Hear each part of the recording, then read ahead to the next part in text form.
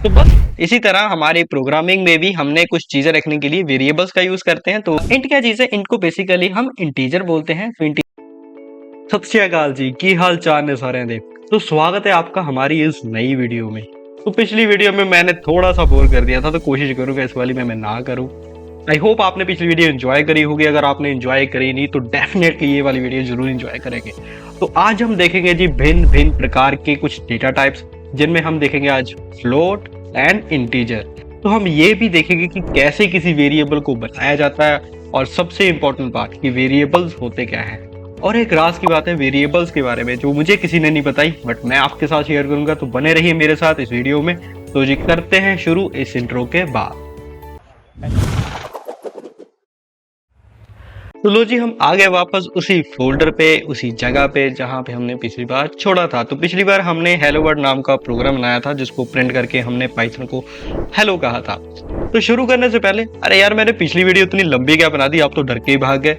बस हवा निकल गई। तो मैं कोशिश करूंगा जी वीडियो को छोटा रखूं और मोर इंटरेस्टिंग वे से आपको कंटेंट डिलीवर कर पाऊं। शाबाश बेटा। बस आपका छोटा सा फर्ज बनता है इस वीडियो को लाइक एंड शेयर करने का। अगर कुछ गलतियां लगी तो नीचे कमेंट करके जरूर बता दीजिए, अगली वीडियो में उसको रिजॉल्व करने की कोशिश करूंगा। बट जेन्युइनली अगर आपने पाइथन सीखनी है तो मैंने पिछली वीडियो में बहुत ही इंटरेस्टिंग चीजें बताई हैं पाइथन के बारे में, बट बोरिंग तरीके से। बट आप उसको जरूर देख सकते हो, आपको मजा आएगा।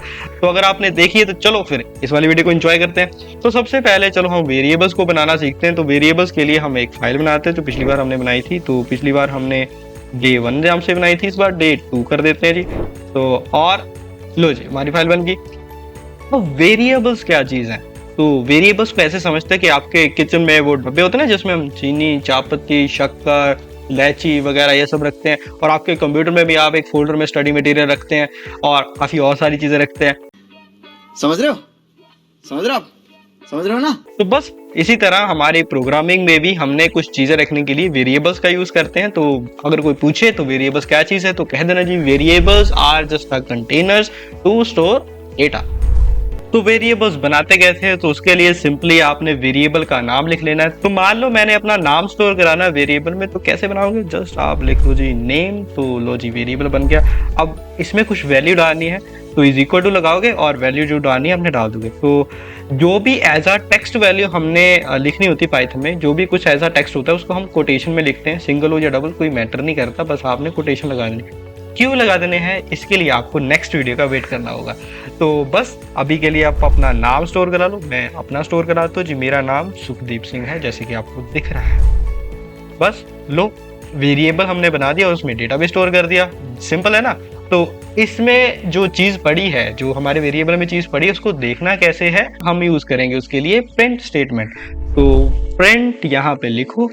प्रिंट हमने क्या करना है, नेम को। तो पिछली बार हमने हेलो वर्ल्ड प्रिंट किया था, तो उसको हमने कोटेशन में लिखा था। इसको मत कोटेशन में लिख देना भाई, ये हमारा वेरिएबल है, वो एक टेक्स्ट था जिसको हम प्रिंट करा रहे थे। तो वेरिएबल की अंदर की चीज को अगर आपने आउटपुट में देखना है तो बस वेरिएबल को प्रिंट करा दो, सिंपल।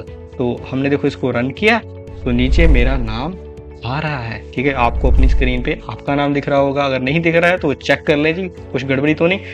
नहीं सारुण के यहाँ कुछ तो गड़बड़ है, जरूर कोई ना कोई गड़बड़। बस जी, अगर आपने देखो फॉर एग्जांपल कोटेशन में लिख भी दिया तो क्या होगा, आपको आउटपुट में नेम ही दिख जाएगा, आपका नाम नहीं दिखेगा। ठीक है, तो इसलिए कोटेशन में मत यूज करना। तो लो जी फिर कुछ बातें डिस्कस कर लेते हैं वेरिएबल्स के बारे में। तो वेरिएबल्स का नाम आपने कभी किसी नंबर से शुरू मत नहीं करना। ठीक है, तो जनरली हम वेरिएबल्स के नाम लोअर केस से शुरू करते हैं, किसी अल्फाबेट से शुरू करते हैं। बाद में आप कोई नंबर यूज कर लो तो उसमें कोई दिक्कत की बात नहीं है।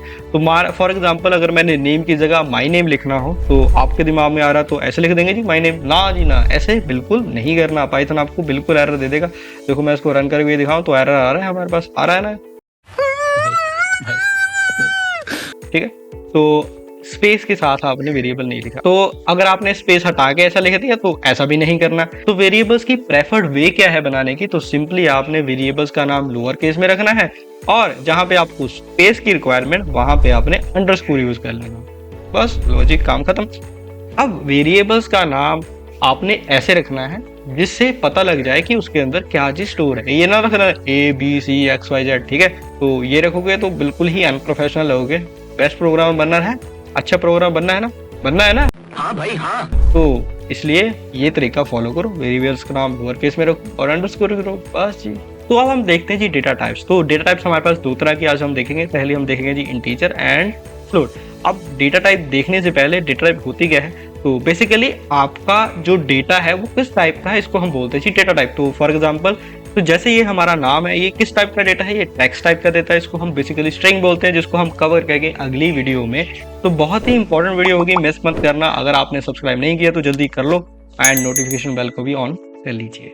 तो इंटीजर क्या, इंट क्या चीज़ है, इंट को बेसिकली हम इंटीजर बोलते हैं। तो इंटीजर में हम जितने भी नंबर्स है 1 से लेके n तक जितने भी नेचुरल नंबर्स है उसको हम इंटीजर बोलते हैं, चाहे पॉजिटिव हो चाहे नेगेटिव हो। ये आपने 8th क्लास में तो जरूर पढ़े होंगे।